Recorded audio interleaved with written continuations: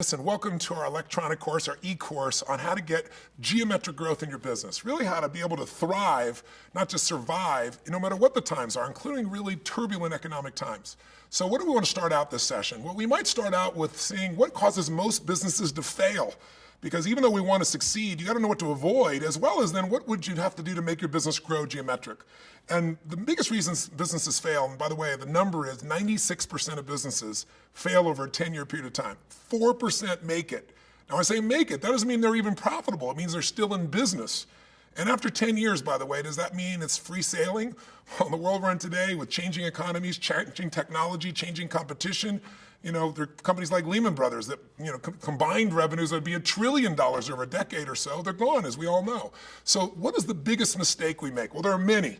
But if you look first to see what business is, you'd say, what really makes someone succeed in business? You go to somebody like Peter Drucker, probably one of the most brilliant business minds of the last century. And everybody agrees, the two things that business is really all about that Peter said way back when is it's all about innovation and marketing. What do those words mean? Innovation means finding a better way to meet your client's needs than anybody else does.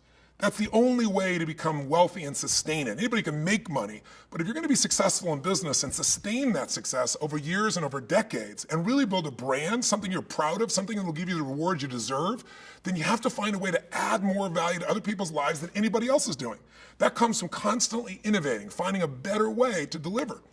But you can have the most innovative product and service, and I'm sure you've seen this in your own business life at times. Maybe you've seen somebody else and you have a better product or you have a better service, and yet somebody else is kicking your butt. Why is that? Because they're doing better on the marketing side. Because unfortunately, the best product doesn't always win. Is McDonald's the best hamburger in the world? I doubt it. I'm like hurting anybody's feelings on that one. But what happens is people think if I have just the best product, that's enough. We really have to be the best marketers today as well. And the problem with that is, if you look at a business, let's say you go out to a business and you see a business getting started, and it's a restaurant, a hamburger stand, and you come back to that same restaurant 15 years later, and two guys were starting at the same time. You saw both their chains. 15 years later, you come back, and one guy still got that one hamburger store, one restaurant, he serves a great burger, and the other one's got 35 chains, 35 different venues, and he sold the business for X millions of dollars, or tens or hundreds of millions of dollars. What was the difference? Was it the quality of the burger? I would say to you the difference as an entrepreneur, where your business grows is controlled by two things. Number one is your psychology, and number two is your skills. Because the psychology of someone who's just trying to make the best burger, and trust me, I've got that artist in me, I want to make the best of anything, but I also have to know how to market it or I know my ideas will just die on my lips. Does that make sense?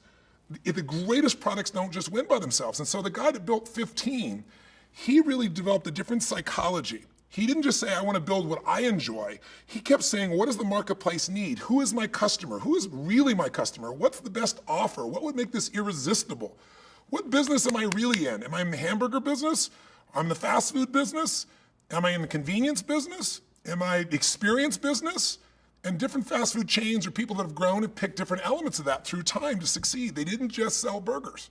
So the point of the matter is you and I don't want to make the mistake, and here's the biggest mistake people make. We fall in love with our product or our service and not with our client, or not with an ideal client. See, when you fall in love with your product or service, it worked for centuries. Literally, you could have a product and sell it forever. Heck, 20, 25, 30 years ago, 20 years ago, even when Sony was around, Sony was the dominant focus, not Apple. And Sony owned the tech business, didn't they? They're always coming out with their new camera, their new iPhone and so forth. iPhone, what am I suggesting? Their new Walkman. It's hard to even say that it's old. I'm not ancient enough to remember that, I hope. But I am. I remember the Walkman. But they came out with a product, and it was an innovation. Nobody wanted small speakers. Nobody wanted small things. Everything was bigger speakers, bigger sound. And Marita of Sony comes up with this idea of a Walkman, portable music you could take anywhere. Some of us oldest enough to remember that you didn't used to carry around with you 100,000 songs in your pocket. If you were going to go for a run, you had to take this big junky thing and have these giant ear mucks on your head, and you had to really like that one album you took. You better like that guy's music, because those 8 songs are all you had to do to run with. And oh, by the way, you had to rewind it to hear what you wanted to hear next. It's a different world today. My point is, Sony was able to do that Walkman over 20 years. Today, do you know what the product cycle is, the life cycle on an average product today? Well, in the technology business, it's about 6 months. Some places like the app business, it's a month. Some people expect it to be a few weeks before something is innovated and the product is improving, or they leave and go somewhere else. So it's not the same world you and I lived in. Today, we can't fall in love with our products and services. We got to fall in love with our clients and figuring out every way we could possibly figure out to meet their needs, to anticipate what do they want, what do they need, what do they not even know they need, that if I could deliver that, I'd turn them not in just a satisfied customer, but into a raving fan. Somebody that would tell everybody about my product or service, or tell everybody about my company. When you create that kind of an impact, you'll start to build a brand. And what's beautiful about that is during turbulent economic times, big companies become small, and small companies can become big very quickly.